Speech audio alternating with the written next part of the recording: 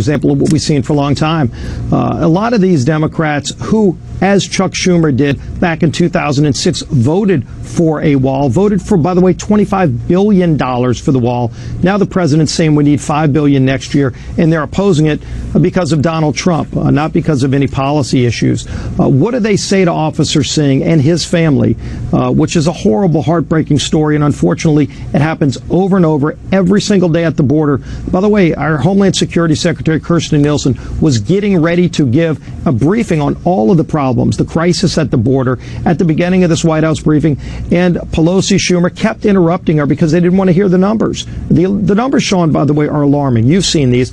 Last year alone, over 3,700 known or suspected terrorists were stopped from entering our country. Thousands of criminals, not just people coming over to seek the American dream, like many would have you to believe, but people who are actually convicted criminals were stopped. And those are the ones we stopped. How many got across that we don't know about, where we don't have walls? And when you have walls, by the way, there's over a 90% decrease in that kind of criminal activity and illegal crossings. So this is a national crisis we have. The question is going to be, are they for border security or not? Because they can't say they're for border security and then oppose the very things our experts say they need to secure the border. And that's what this funding battle is all about. Do you think, based on what their prior position was versus where they are today, that this is personal, that this is all politics? Because at the end of the day, if you have a criminal alien that's supposed to be deported, but you don't hand them over to ICE as a matter of a sanctuary city or state policy, aren't they aiding and abetting whatever future crimes are committed? In this particular case, murder. Did they aid and abet? Well, clearly you've got some of that blood on your hands if you are okay with that kind of policy. You can't deny what it does, because here in a sanctuary city like you saw in California, sanctuary state, they are not allowed, as the sheriff said, they're not allowed to turn those kind of criminals over when they're released from prison over to ICE. They're not allowed to share some of that information with our border agents who are tasked with keeping our country safe. And look, a lot of these Democrats up here in Congress, they don't even want ICE. Last year alone, Sean, our ICE agents, our border agents on the interior of our country, stopped and saved over 900 kids from being sexually assaulted and human trafficked. That's going on at our border, and they're stopping it, but they're surely not stopping all of it. And so why would they oppose this kind of funding? It's because they're not for border security. You can't say you're for border security and then oppose the very things that everybody, all of our experts are saying it's going to take to keep this country safe. All right, Congressman Scalise, thank you for sharing your thoughts, what's going on in the House, what happened with the president. Joining us now with more on the battle over the border, the so-called big government shutdown, which is never really a shutdown. South Carolina Senator Lindsey Graham is with us. Senator, it makes my blood boil because this has happened time and again. We have people that didn't respect our laws or our sovereignty come to America, commit more crimes, they're in custody, and then they are literally, like a state like California, they are protected from the laws of the land, and they commit horrific fines. Right. Now, is California, are they going to pay the funeral costs? Are they going to pay the college tuition? How do they explain to this 5-month-old little boy that daddy's never coming back again?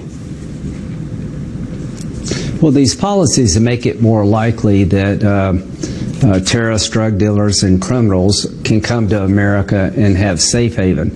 So you said before, I think Steve is a great guy. He said Democrats are not for border security.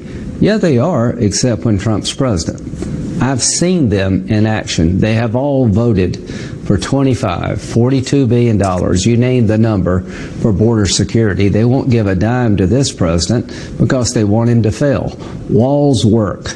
Trump said, let's make a deal. Nancy Pelosi and Chuck Schumer said, go to hell. We'll see what happens. You offered a compromise. Now, Democrats also say they care about the DACA kids. What is your compromise?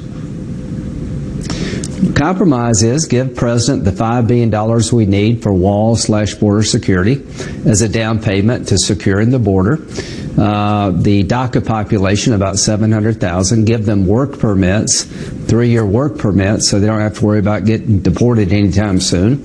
The TPS people who came here years ago from war-torn areas, hurricanes, and floods, renew their legal status, no pathway to citizenship, and call it a day. It's called compromise. The president said, let's make a deal. The Democratic response is basically, go to hell. They're going to send a bill from the House to the Senate that has no money for the wall. It's not going to see the light of day. Mitch McConnell's never going to bring a bill onto the floor of the Senate that doesn't have money for the wall. We need the wall. They've all voted for the wall. And the only way we're going to get the wall is to fight for it. This is a battle, to me, worth having. And I know it's inconvenient. By the way, I support all those furloughed employees. I don't want them caught in a political crossfire. They deserve their back pay. It's through no fault of their own that they're not viewed as essential services. But does the president have other options for the wall? For example, why is this not viewed? He's the commander-in-chief. He's in charge of national security of this country. Why couldn't Defense Department funds be used to secure our border to stop the drug trafficking, human trafficking, and even the criminal gangs and the 3,700 terrorists that Steve Scalise mentioned that were caught trying to cross our border? Why is that not a national security Defense Department issue? You can move some money around, but he'll get sued. There'll be lawsuits in California to stop any effort to have other agencies fund the border, but there's some money you could use for sure. But why should this president have to play that game? Why should Donald Trump have to do that when Democratic presidents and Republican presidents in the past were able to get money to secure the border from Democrats? Last question. He shouldn't have to do that. We're going to fight. I support. I don't know how this movie's going to end, but we're not giving up till we get the money. If this takes 150 days, I think the Republican Party needs to stand united with the president. I have confidence in you. I don't have confidence in some of your colleagues, but saving lives, stopping drug trafficking and human trafficking is worth the fight. Will the president hold the line? Will he have the Republican support he needs to hold the line? Well, let me tell you how our government works. Any bill passed from the House has to come to the Senate. It has to get 60 votes. And for it to be signed into law, the president has to sign it. He's not going to sign a bill that doesn't have money for the wall. I'll tell you exactly how this is going to end. The president is going to challenge the Democrats to compromise. And if they continue to say no, they're going to pay a price with the American people. Most Americans want to do two things. They want to secure our border, and they want to be reasonable to the people like the DACA population. If he gives in now, that's the end of 2019 in terms of him being an effective president. That's probably the end of his presidency. Donald Trump has made a promise to the American people. He's going to secure our border. Every Democrat in the past has voted for border funding. Now they're changing their mind. It's too important. Too many lives at stake. Too much danger to the country. Senator, good to see you. Thanks for being with us. That's the end of us if we give on this issue as Republicans. Help your colleagues. Some of them are pretty weak. Help them grow a spine, will you? Anyway, thanks for being with us. Happy New Year. He's a good man. When we come back, Rudy Giuliani live in studio. Later, Lawrence Jones went to California asking people what they think about that state sanctuary policies. Our special Hannity Watch report on the borders will continue and much more. Straight ahead. Was looking for the